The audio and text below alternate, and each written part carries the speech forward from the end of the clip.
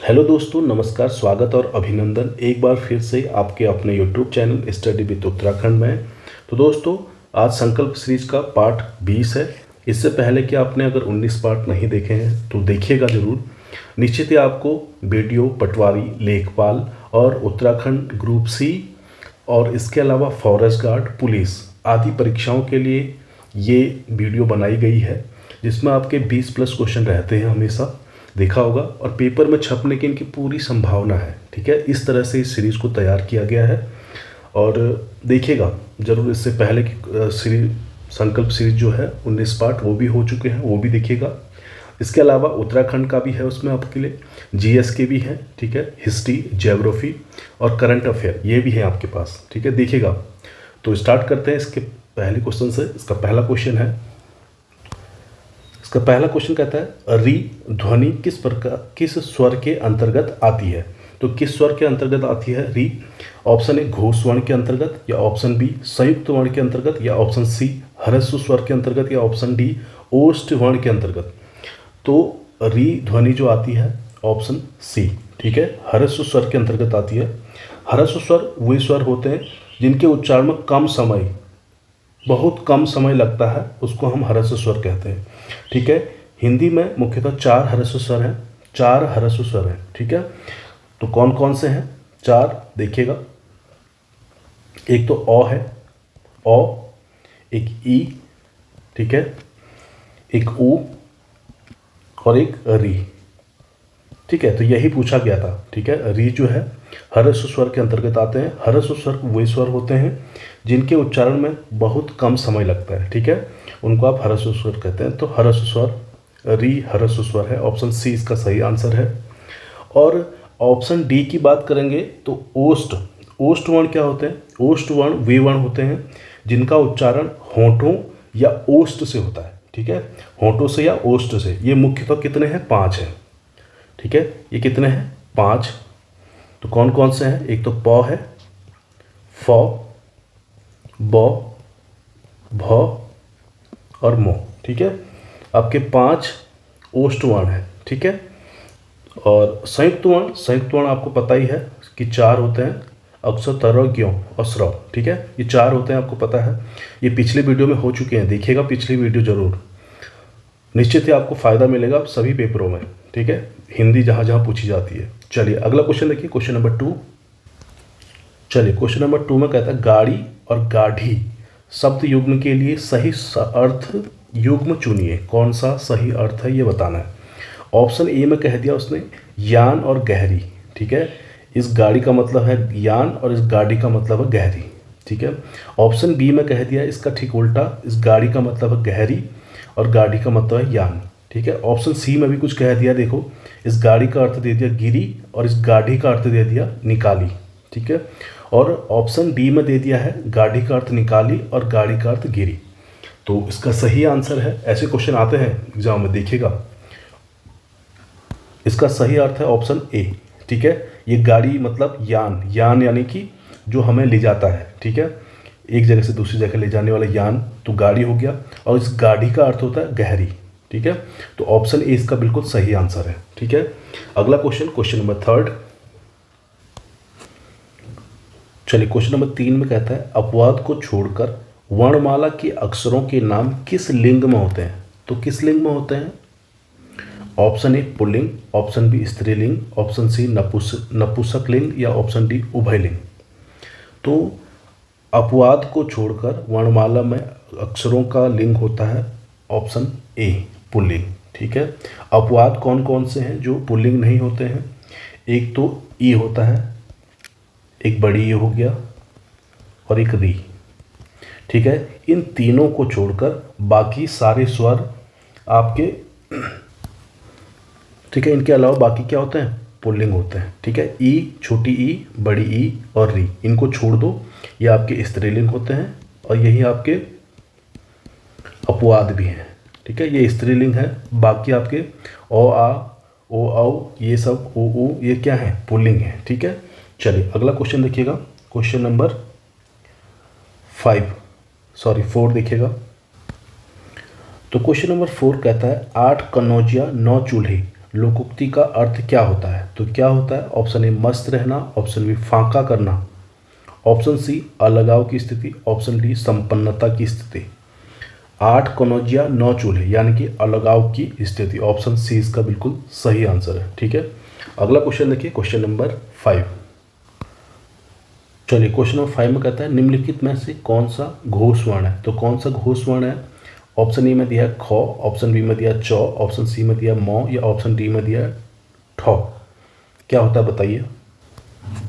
ठीक है, घोष वर्ण यानी कि सघोष भी बोल सकते हो आप इसको। ठीक है, घोष या सघोष। ठीक है, कुछ भी आएगा आपको ध्यान रखना है, घोष और सघोष एक ही चीज़ है। ठीक है, ये होती क्या है? ये वे ध्वनियाँ होती हैं जिनके उच्चारण में गले की स्वर तंत्रियों में कंपन या गूंज होती है।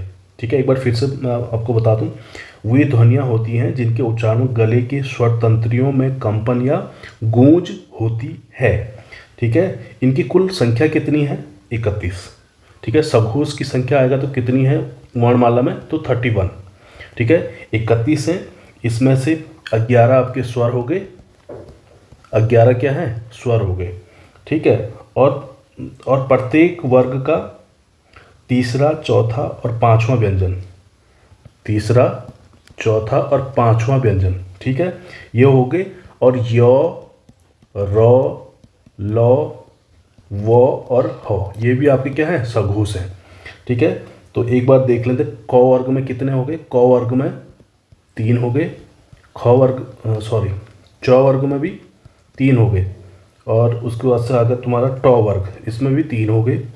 उसके बाद से ट वर्ग, इसमें भी आपके 3 हो गए, यानी कि तीसरा, चौथा और पांचवा। ठीक है, उसके बाद से आता है आपका प वर्ग, इसमें भी आपके 3 हो गए, 3, 3, 6, 3, 9, 3, 12, 3, 15, और 15, 16, 17, 18, 19, 20, 20 और 11, 31। तो 31 आपके सघोष होते हैं। सघोष यानी कि घोष, मैंने बता दिया वे ध्वनियाँ जिनके उच्चारण में गले की स्वर तंत्रियों में कंपन या गूंज होती है उसको सघोष कहते हैं। तो यहाँ पे आंसर देखना था कौन सा है, तो ऑप्शन सी। ठीक है, तीसरा, चौथा, पांचवें मौ आ रहा होगा तो मौ होता है। ठीक है, और पहला दूसरा नहीं होता, जैसे क और ख नहीं होगा, ग, घ और अंगों, ये 3 थे पीछे के, तीसरा, चौथा और पांचवा।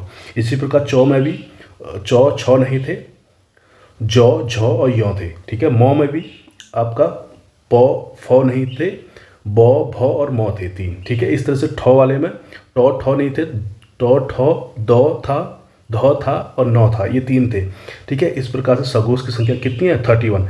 आ सकता है क्वेश्चन इस बार सघोष की संख्या कितनी है, तो आपको उस टाइम ये पूरा फिगर याद रहना चाहिए कि मैंने कैसे करा रखा है। 31 हो गए इसका आंसर। अगला क्वेश्चन देखिए, क्वेश्चन नंबर 6। चलिए क्वेश्चन नंबर 6 में कहता है फेंक कर चलाया जाने वाला हथियार, वाक्यांश के लिए एक शब्द का चयन कीजिए। ठीक है, ऑप्शन ए गुलेल, ऑप्शन बी शस्त्र, या ऑप्शन सी भाला कहा जाता है, या ऑप्शन डी अस्त्र कहा जाता है। क्या कहा जाता है?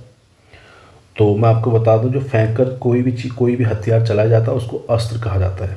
ठीक है, उसको अस्त्र कहा जाता है। अस्त्र में और क्या आ सकता है आपका? बाण। ठीक है, धनुष से छोड़ा जाता है तो बाण भी आपको क्या होगा? अस्त्र हो जाएगा। भाला, ठीक है, भाला भी आपका अस्त्र कहलाएगा। ठीक है, यहाँ पे ऑप्शन में भाला भी दिया हुआ है, पर ये कह रहा है वाक्यांश के लिए एक शब्द चुनना है ना, तो अस्त्र है उसका सही आंसर। ठीक है, अगर उदाहरण में पूछेगा, अस्त्र के उदाहरण पूछेगा तो बाण है, भाला है, इसके अलावा आपका गोला बारूद, गोला बारूद ये आधुनिक अस्त्र हो गए, गोला बारूद। ठीक है, और इसके अलावा मिसाइल, मिसाइल ये भी आपका अस्त्र में आता है। ठीक है, इसके अलावा ब्रह्मास्त्र, ब्रह्मास्त्र ये भी आपका किस में आता है? अस्त्र में आता है। ठीक है, चलिए देखते हैं अगला क्वेश्चन, क्वेश्चन नंबर 7। 7 कहता है, क्वेश्चन नंबर 7 में बिहारी हिंदी का विकास निम्न में से किस भाषा में हुआ है? किस भाषा से हुआ है?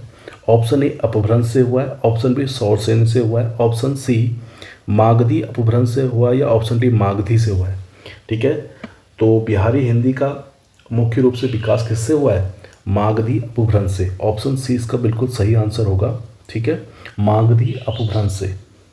ठीक है, बिहारी हिंदी में कौन कौन सी भाषाएं आती हैं तो आपको पता होना चाहिए। बिहारी हिंदी में आपकी भोजपुरी भाषा आती है, भोजपुरी। ठीक है, इसके अलावा मगही आती है, मगही। इसके अलावा मैथिली, मैथिली, ठीक है, ये आती है। ठीक, चलिए अगला क्वेश्चन देखिएगा। तो क्वेश्चन नंबर 8 में कहता है मेघ शब्द का पर्यायवाची निम्न में से कौन सा है? तो कौन सा है? ऑप्शन ए सफरी, ऑप्शन बी शंभु, या ऑप्शन सी सूर्यपुत्र, ऑप्शन डी नीरद। ठीक है, मेघ यानी कि बादल की बात कर रहा है, तो इसका सही आंसर है, पहले सबसे पहले आंसर देखो, तो ऑप्शन डी नीरद। ठीक है, नीरद इसका आपका मेघ का पर्यायवाची है। ठीक है, जिसमें दो दो लगा होगा वो आपका मेघ का ही होगा, बादल का ही होगा। ठीक है, मेघ को बादल कहते हैं, बादल। ठीक है, इसके अलावा और क्या क्या कहते हैं? घन यहाँ पे आ गया, नहीं आया, घन, घन बोलते हैं। जलधर, जलधर भी बादल को बोलते हैं। ठीक है, जलद, जल दो आ गया। उसके बाद वारिद, वारिद, वारिद भी आ गया। पयोद, ठीक है, इसके अलावा अम्बुद, ये भी बादल का है। अम्बुद के अलावा और क्या होता है? पयोधर, पयोधर भी बादल का आता है। ठीक है, और वारीधर, वारीधर ये भी आपका बादल का हो गया। और इसी में ऑप्शन एक ही बात करेंगे तो सफरी किसका है? सफरी है मछली का। ठीक है, मछली को और क्या बोला जाता है? मीन, मीन और मीन। और क्या बोला जाता है? मत्स्य। ठीक है, और क्या बोला जाता है? झस, झस और झस। ठीक है, इसके अलावा जल जीवन, जल जीवन भी मछली को कहा जाता है। इसके अलावा जलचर, जलचर ये भी मछली को कहा जाता है। ठीक है, चलिए सफरी तो मछली को कहा जाता है। एक आता है सरवरी, सरवरी, तो ये किसको कहा जाता है? सरवरी, सरवरी कहा जाता है रात को। ठीक है, दोनों याद रखिएगा, सफरी आएगा तो मछली और सरवरी आएगा तो रात। आगे देखिए ऑप्शन बी शंभु, शंभु को आप आज सभी को पता होगा, शंभु तो भगवान शिव को कहा जाता है, शंभु। ठीक है, और क्या कहा जाता है भगवान शिव को? एक आशुतोष आता है, आशुतोष, शीघ्र प्रसन्न होने वाले, तब इनको आशुतोष कहा गया है। ठीक है, इसके अलावा नीलकंठ आपको पता है, नीलकंठ ये भी आपका महादेव का होगा। रुद्र आएगा, रुद्र महादेव का हो गया। इसके अलावा पशुपति, पशुपति आएगा तो ये भी क्या है? भगवान शिव को कहा गया। और ऑप्शन सी सूर्यपुत्र, तो ये कर्ण बोल सकते हो, सूर्यपुत्र कहा गया कर्ण को, तो कर्ण का हो गया पर्यायवाची। ठीक है, अगला क्वेश्चन, क्वेश्चन नंबर 9 देखिए। इसमें कहा गया 9 में मजदूरों द्वारा पेड़ काटा गया, इस वाक्य का वाच्य क्या होगा? क्या होगा बताइए। ऑप्शन ए में दिया गया इनमें से कोई नहीं। ठीक है, थोड़ा सा ऊपर नीचे हो गया, कोई बात नहीं। ऑप्शन बी में दिया कृतवाच्य, ऑप्शन सी में दिया कर्मवाच्य, ऑप्शन डी में दिया भाववाच्य। क्या होगा इसका सही आंसर? तो इसका सही आंसर है ऑप्शन सी। ठीक है, कर्मवाच्य होगा इसमें। ठीक है, वाच्य बताया था मैंने पिछले वीडियो में भी, 3 होते हैं आपका, एक तो कर्मवाच्य हो गया, एक कृतवाच्य, एक कर्मवाच्य और एक भाववाच्य। ठीक है, पुराने वीडियो में हो गए, देख लीजिएगा एक बार। अगला क्वेश्चन, क्वेश्चन नंबर 10। जो लोग नए जुड़ेंगे सब्सक्राइब जरूर करना, शेयर कर देना और लाइक करके जरूर जाना दोस्तों। ठीक है, क्वेश्चन नंबर 10 में कहता है निम्नलिखित में से संबंधवाचक सर्वनाम का उदाहरण कौन सा नहीं है? ठीक है, ये सर्वनाम वाला चैप्टर में बहुत अच्छे से समझा चुका हूँ पुराने वीडियो में, देखिएगा। ठीक है, तो इसमें पूछा है उदाहरण नहीं है सर्वनाम का, तो नहीं है जिसका, ये तो है, सो भी है। ठीक है, और संबंधवाचक सर्वनाम पूछा है। ठीक है, तो जो भी है, ऑप्शन सी नहीं है। ठीक है, ऑप्शन सी नहीं है, संबंधवाचक सर्वनाम पूछा है, इनमें नहीं है, तो कौन सा नहीं है? आपको, आपको नहीं है, बाकी जिसका है, सो है और जो है। तो और बाकी सर्वनाम के भेद बताया था, 6 भेद होते हैं, ये सब पुराने वीडियो में हो चुके हैं, देखिएगा पुरानी वीडियो। ठीक है, अगला क्वेश्चन, क्वेश्चन नंबर 11, 11वां क्वेश्चन देखिए। ठीक है, क्वेश्चन नंबर 11 में कहता है नील गगन सा शांत हृदय सा हो रहा, इस पंक्ति में कौन सा अलंकार है? ठीक है, अलंकार मैंने बताया था आपको, पिछले वीडियो में भी हो चुका है, तो इसमें 7 शब्द आया है, तो ये आपका ऑप्शन ए इसका सही आंसर है। ठीक है, उपमा अलंकार। ठीक है, उपमा अलंकार क्या होता है? जिसमें समानता या तुलना की जाती है, यानी कि जब किसी व्यक्ति या वस्तु के विशिष्ट गुण के कारण उसकी तुलना किसी अन्य लोक प्रसिद्ध वस्तु से की जाती है तो वहाँ पे क्या होता है, उपमा अलंकार होता है। जैसे सा आएगा, सी आएगा, ठीक है, से आएगा, सम आएगा, ठीक है। इसके अलावा सरिस आएगा। तो वहाँ पे क्या होता है, ऐसे वाचक शब्द जहाँ भी आएंगे, वाचक शब्द, तो वहाँ पे क्या होगा, आपका उपमा अलंकार होगा, ठीक है। वहाँ पे उपमा अलंकार होगा। उपमा अलंकार के अंग पूछता है कि कितने अंग होते हैं, तो उपमा अलंकार के कितने अंग हैं, 4 अंग। 4 अंग होते हैं। कौन कौन से 4 अंग देखिएगा, इसके 4 अंग होते हैं। एक तो उपमेय, उपमेय होता है जिसकी तुलना की जाए, ठीक है।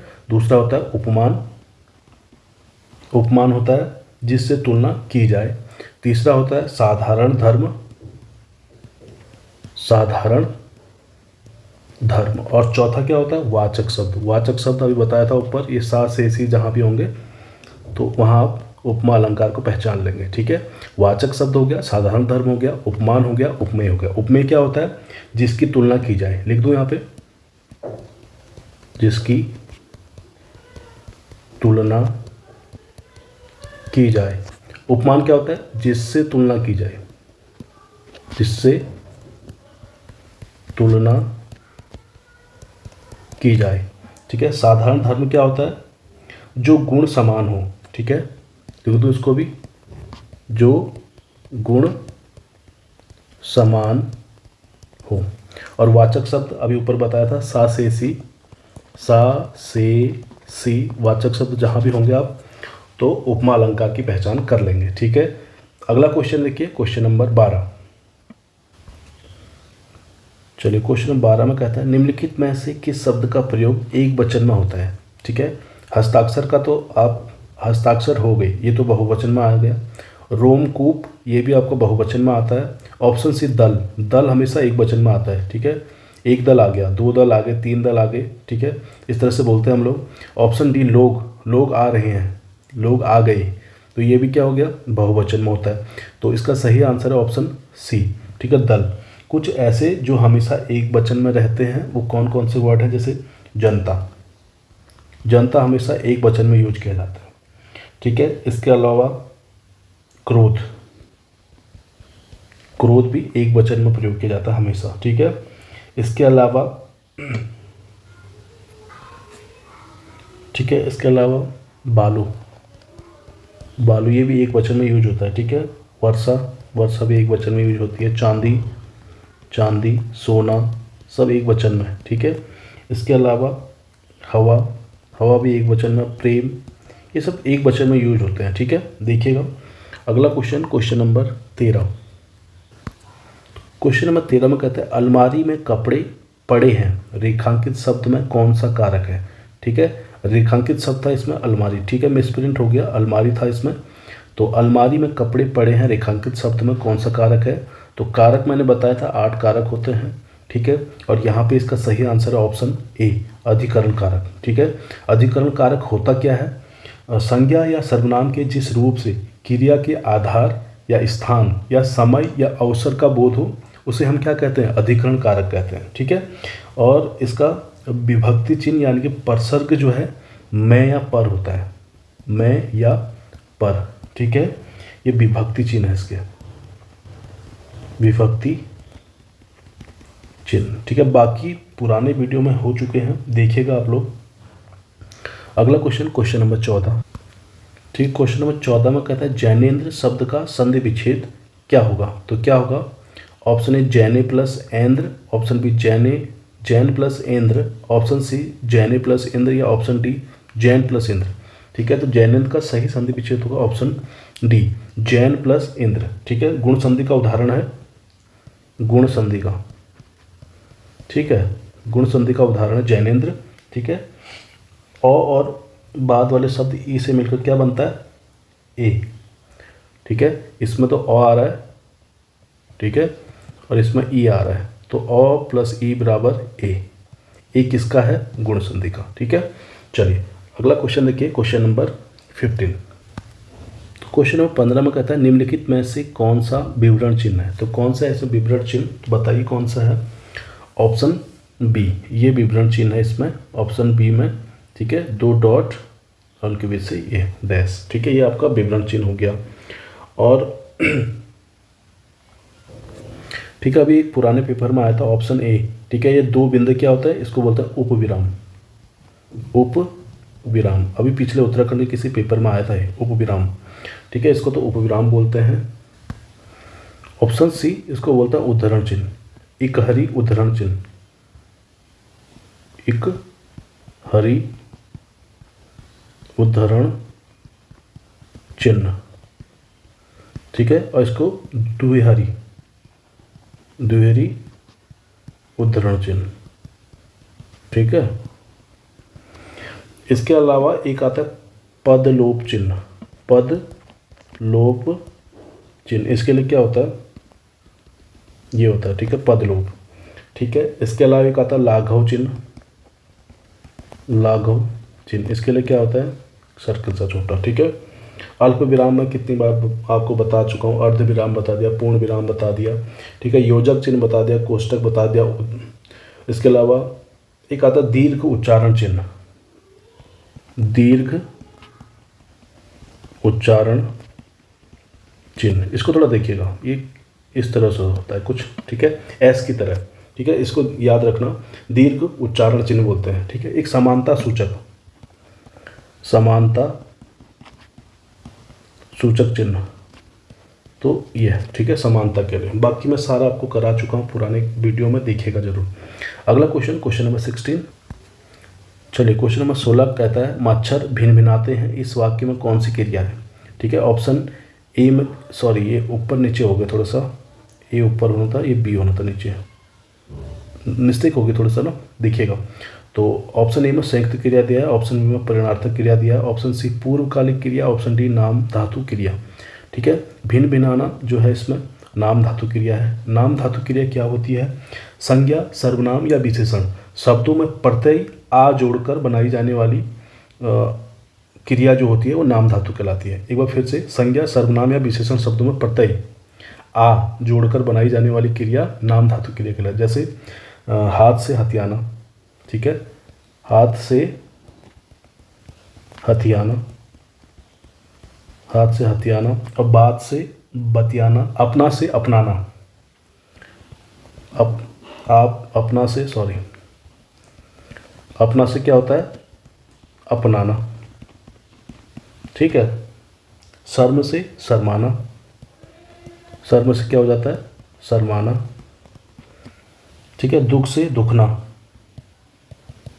दुख से क्या होता है, दुखना, ठीक है। इसी प्रकार लज्जा से लज्जाना, लज्जा से,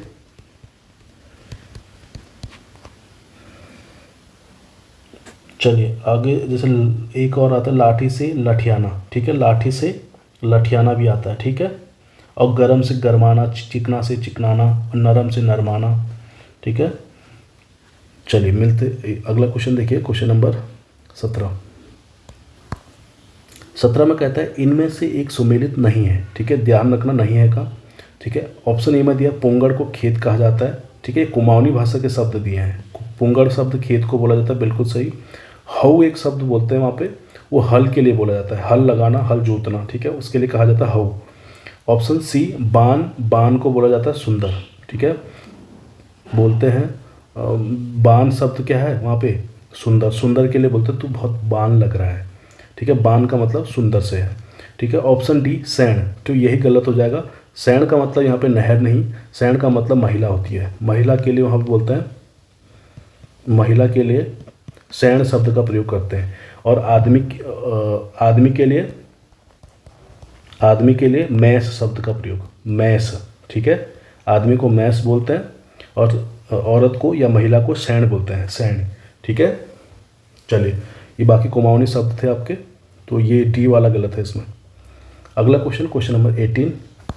तो क्वेश्चन नंबर 18 में कहता है ऐजा ऐजा हे निंद्रा, यूं बाली आँखों माँ सर, लीजा लीजा बाले थे, सुने की पाँखों माँ फुर।